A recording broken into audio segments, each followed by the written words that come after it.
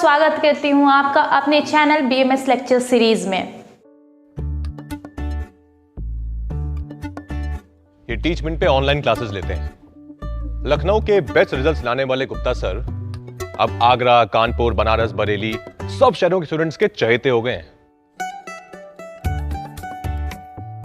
Choubey sir को online के झमेले समझ नहीं आ रहे थे, फिर टीच मिनट पे इन्होंने test grading, notes, attendance, fees सब ऑटोमेट कर दिया। अब ये सिर्फ पढ़ाते हैं, बाकी सब टीच मिनट कर लेता है। और ये मैं हूं, अभी शुरू किया है, पर टीच मिनट के साथ बड़े सपने देखना भी आसान सा लगता है। चाहे जैसी भी जरूरत हो, टीच मिनट पे टीचिंग आसान है। आज ही डाउनलोड करें टीच मिनट, इंडिया का नंबर 1 टीचिंग ऐप। तो कहते हैं आज का टॉपिक स्रोतस सारीर। ठीक है, तो स्रोतस सारीर में सबसे पहले हमें क्या जानना है कि स्रोतस की परिभाषा क्या होती है। स्रोतस की परिभाषा है, श्लोक है, सुश्रुत के अनुसार मूलात् खदांतर देहे पश्येत्त्वाभिमाह्यत् श्रोतांशतीति विज्ञेय शिराधमनी पारिजितम। ठीक है, सुश्रुत के अनुसार शिराधमनी को छोड़कर किसी मूलभूत छिद्र से देह के भीतर फैली जो वहन करने वाली प्रणाली विशेष है उसको स्रोतस कहते हैं। सिंपल वे में कहते हैं कि चैनल को स्रोतस कहते हैं, लेकिन महर्षि सुश्रुत ने परिभाषा दिया है कि शिराधमनी को छोड़कर किसी मूलभूत छिद्र से देह के भीतर फैली जो वहन करने वाली प्रणाली विशेष है उनको स्रोतस कहते हैं। ठीक, निरुक्ति क्या है? स्वर्णात् स्रोतांशी, अर्थात जो शरीर में स्वरण की क्रिया करती है। ठीक है, स्वरण मतलब गति की क्रिया कराती है उसको स्रोतस बोलते हैं। ठीक है, पर्याय की बात करें तो स्रोतस की पर्याय होगी स्रोत, शिरा, धमनी, रसायनी, नाड़ी और रसवाहिनियां। और भी है, लेकिन अभी इतने पर्याय हम जान लेते हैं।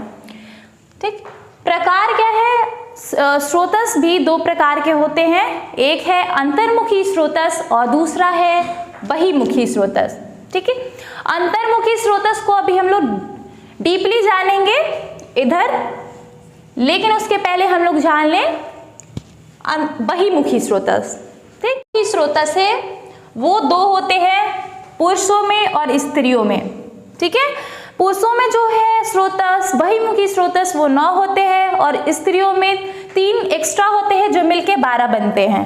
ठीक है, अब ये जान लेते हैं कि वो 9 बहिमुखी स्रोतस पुरुषों में कौन कौन होते हैं और वो 12 मुखी अंतर्मुखी बहिमुखी स्रोतस स्त्रियों में कौन कौन होते हैं।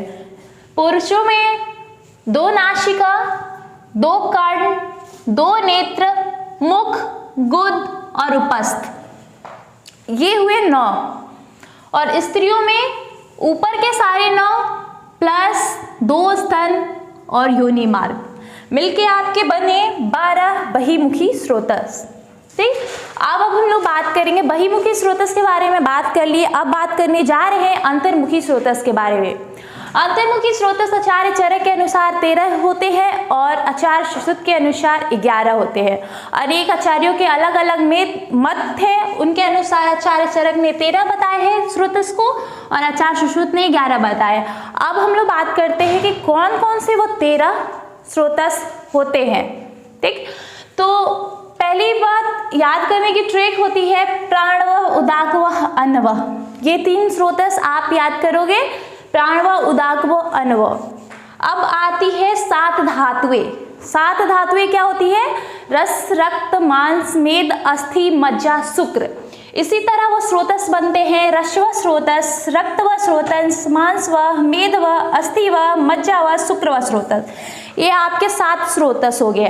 ठीक है, अब जो बात करते हैं जो मल होते हैं वो 3 होते हैं, वो 3 मल मिलके स्रोतस बनाते हैं। वो स्रोतस कौन कौन से हैं? मूत्र, पुरुष और श्वेत।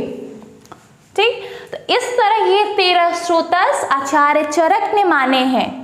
अब आचार्य सुश्रुत ने 11 स्रोतस ही माने हैं, यानी कि जो आचार्य चरक ने कुछ स्रोतस को बताए हैं अलग से, उसको आचार्य सुश्रुत ने ना मानते हुए कुछ ऐड किए हैं अपने तरफ से स्रोतस। तो वो कौन कौन से स्रोतस को नहीं मानते सुश्रुत, वो है मेदवह और अस्थिवह स्रोतस। यानी कि ये जो दो स्रोतस है उसको आचार्य सुश्रुत ने नहीं माना है, और एक पुरीश्वह स्रोतस को भी स्वेदवह स्रोतस को आचार्य सुश्रुत ने नहीं माना है। और आचार्य सुश्रुत ने एक्स्ट्रा जो स्रोतस माना है वो स्रोतस क्या है, आतर्वव स्रोतस। और आचार्य चरक थे, उन्होंने आतर्वव स्रोतस को स्रोतस नहीं माना है। अब हम लोगों ने स्रोतस की बात कर ली, जैसे कि प्राणवह, उदाकवह, अनवह, 7 धातुएं मिलके 7 स्रोतस बनाए, 3 मल मिलके तुम्हारे 3 स्रोतस बनाए, ठीक है। तो इस तरह आपने 13 पढ़ लिए।